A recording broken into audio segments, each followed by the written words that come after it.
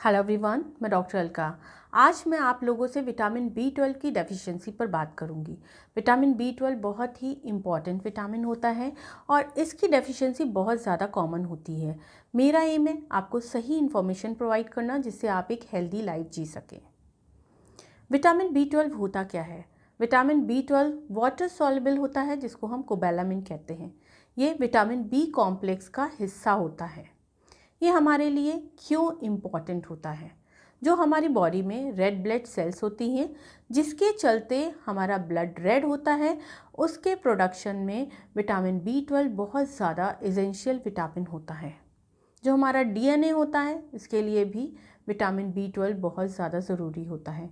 जो हमारा central nervous system है, जो हमारी नसें हैं, उसकी प्रॉपर फंक्शनिंग के लिए भी विटामिन B12 बहुत ज़्यादा एसेंशियल विटामिन होता है।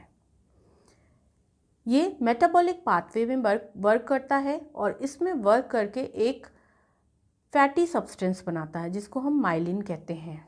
माइलिन हमारे नर्व्स को कवर करती है और जब विटामिन B12 की डेफिशिएंसी होती है तो माइलिन का प्रोडक्शन प्रॉपरली नहीं हो पाता है, जिसकी वजह से जो हमारी नसें हैं, नर्व्स हैं, वो प्रॉपरली कवर नहीं हो पाती हैं, जिसकी वजह से वो डैमेज होती रहती हैं और बहुत सारे हेल्थ इश्यूज़ क्रिएट होते हैं। क्या क्या सिम्टम्स होते हैं? हम कैसे पता कर सकते हैं कि किसी इंसान में विटामिन B12 की डेफिशिएंसी है?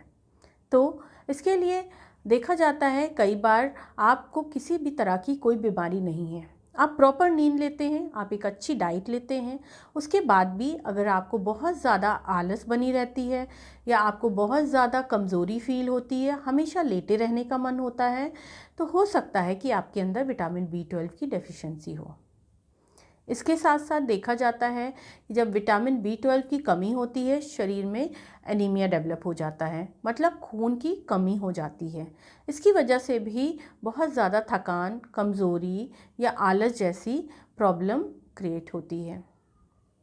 और जैसा कि मैंने आपको पहले बताया कि विटामिन B12 की कमी की वजह से एनीमिया हो जाता है, जिसकी वजह से ब्रेथलेसनेस होती है और सांस भी फूलती है। देखा जाता है ऐसे लोगों में चलते वक्त या वो कोई किसी भी तरह का नॉर्मल काम कर रहे हैं तब भी सांस फूलने की प्रॉब्लम देखने को मिलती है। अगर आप में भी इस तरह की समस्या हो रही है तो एक बार आप अपने डॉक्टर से ज़रूर मिलें, उनसे कंसल्ट करें और अपना विटामिन B12 टेस्ट ज़रूर कराएं।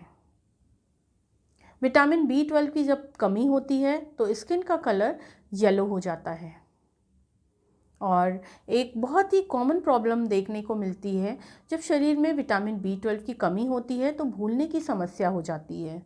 आप छोटी छोटी चीज़ों को भी भूल जाते हैं, बातों को भूल जाते हैं। देखा जाता है कि आप किसी चीज़ को लेने के लिए एक जगह से उठते हैं और जब आप दूसरी जगह पर पहुंचते हैं तो आपको याद नहीं आता कि आप क्या लेने के लिए आए थे। कभी कभी आप बातों को भी भूलने लगते हैं।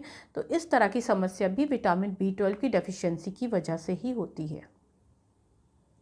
इसका असर आंखों पर भी पड़ता है। विटामिन B12 की कमी से ब्लड विजन हो जाता है, मतलब आंखों से धुंधला दिखता है। और एक बहुत ज़्यादा कॉमन प्रॉब्लम होती है डिफ़िकल्टी इन मोबिलिटी। ये समस्या एल्डर पर्सन्स में, जिनकी उम्र 60 साल से ज़्यादा होती है, उनमें ज़्यादा देखने को मिलती है। जब विटामिन B12 की कमी होती है तो देखा जाता है कि चलते चलते ऐसे लोग गिर जाते हैं, जो कि ओल्ड एज में देखने को ज़्यादा मिलता है, क्योंकि उम्र जैसे जैसे बढ़ती है शरीर में विटामिन B12 के एब्जॉर्प्शन की क्षमता कम हो जाती है। इसके साथ साथ एक समस्या और देखने को मिलती है, कभी कभी हाथ पैरों में जलन भी महसूस होती है या कभी कभी लगता है कि जैसे पैरों में चींटियाँ काट रही हैं या सुई चुभ रही है। इस तरह की समस्या भी विटामिन B12 की कमी की वजह से देखने को मिलती है। विटामिन B12 की कमी का असर टंग पर भी पड़ता है। इससे टंग में पेन हो सकता है या फिर कभी कभी मुंह में या जीभ में छाले हो जाते हैं। और 90% केसेस में देखा जाता है कि परसिस्टेंट हेडेक होता है। आपको किसी भी तरह की कोई प्रॉब्लम नहीं है, लेकिन चिड़चिड़ापन होता है और सर दर्द बना रहता है।